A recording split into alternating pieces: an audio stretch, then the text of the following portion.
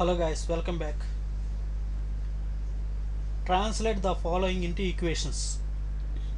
ఇక్కడ మనకి సెంటెన్స్ ఫామ్లో ఇచ్చారు, వీటిని ఈక్వేషన్స్గా ట్రాన్స్లేషన్ చేసుకోవాలి. First problem A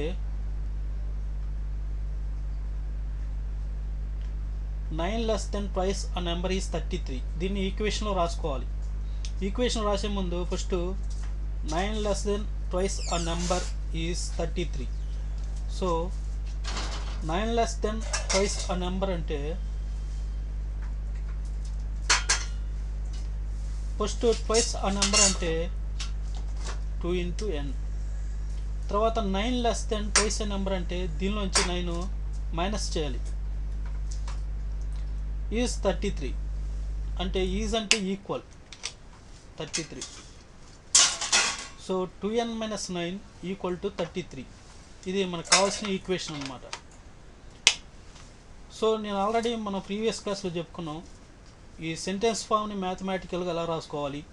less than or more than or product or multiplication ఇచ్చినప్పుడు ముందు ఆ సెంటెన్స్ అర్థం చేసుకుని మనం ఇలా మ్యాథమెటికల్ ఫామ్లో రాసుకొని తర్వాత ఈక్వేషన్ ఫామ్ చేసుకున్నాం.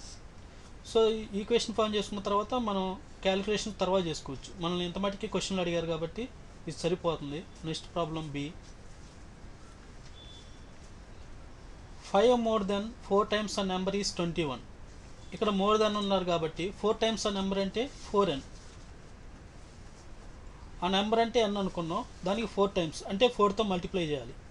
తర్వాత 5 more than అంటే +5 ఈజ్ 21. ఈ ప్రాబ్లం అయిపోయింది. Next C $20 was 1/4 of the money spent on pizza. So ఇక్కడ పిజ్జా మీద మనం స్పెండ్ చేస్తున్న మనీలో క్వార్టర్ 1/4 అంటే 25% ఈజ్ 1/4 అంటే 25% లేదా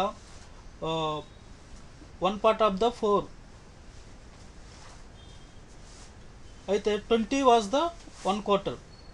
20 అనేది 1/4 అవుతుంది. ఇప్పుడు మనం the money spent on pizza P అనుకుందాం.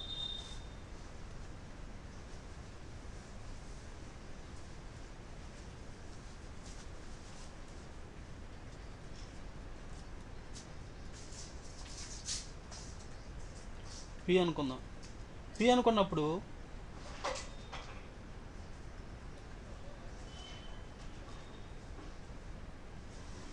ఈ పిలో క్వార్టర్ అంటే బై 4, 1/4 అంటే బై 4, హాఫ్ అంటే 1.5, హాఫ్ అంటే 1/2 అని రాసుకుంటాం. క్వార్టర్ 1/4 అని రాసుకుంటాం. So b/4 equal to 20. So ఈ వచ్చిన ఈక్వేషన్ అది. అంటే మనం పిజ్జా మీద స్పెండ్ చేసిన మనీలో 1/4 అంటే క్వార్టర్ భాగం వచ్చేసి 20 అని ఇచ్చిండు.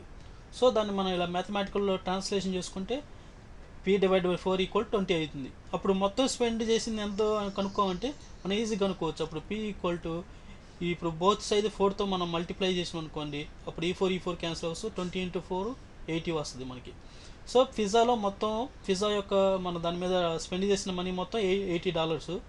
అయితే క్వార్టర్ అంటే 1 part of the 4, మొత్తం హోల్ 4 parts డివైడ్ చేసుకుంటే అందులో 1 part క్వార్టర్ అంటే అప్పుడు అది 80లో మనకి 1 part అంటే 20 అవుతుంది కదా. ఇప్పుడు 80 ఉంది, దీన్ని 20 + 20 + 20 + 20 ఇలా 4 పార్ట్లు రాసుకున్నాం. అందులో క్వార్టర్ అంటే 1 part అంటే 20 అనేగా ఇక్కడ అదే చూపించింది కాబట్టి మనం దాన్ని ఈక్వేషన్లాగా రాసుకున్నాం అనమాట.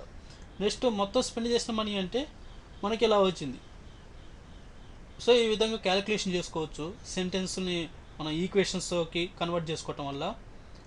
Okay guys, thank you so much. See you later.